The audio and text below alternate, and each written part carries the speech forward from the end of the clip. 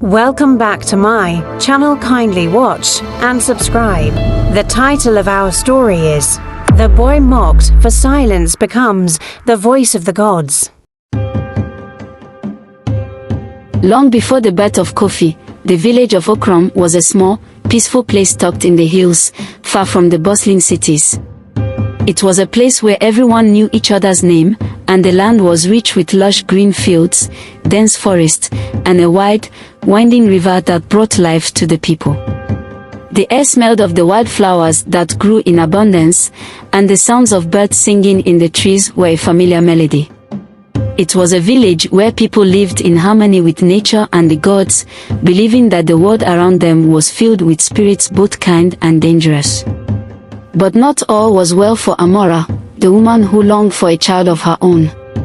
Amora had been married to Ibo for many years, but despite their love for one another, the joy of raising a child had eluded them.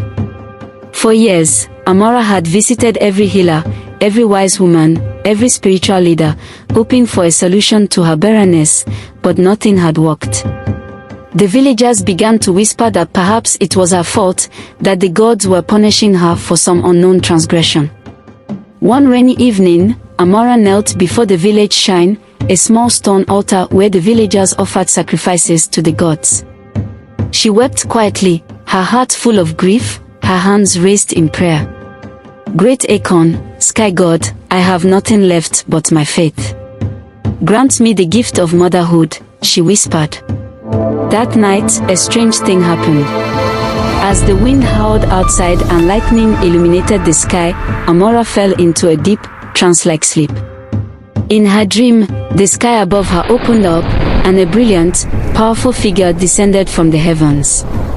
He was a god, Akon himself, his form made of shimmering light, his voice thundering through the storm. "Amora," the god said, his voice both gentle and terrifying, "you will bear a child, but not a common child. He will be born with a great purpose. He will not speak until the time is right. And when he speaks, it will be the voice of the gods themselves." The vision faded as quickly as it had come, leaving Amora breathless and trembling. When she awoke, the storm had passed, and the world seemed still. Amora felt an overwhelming sense of peace, knowing that the gods had answered her prayer. But even in her joy, a sense of foreboding lingered.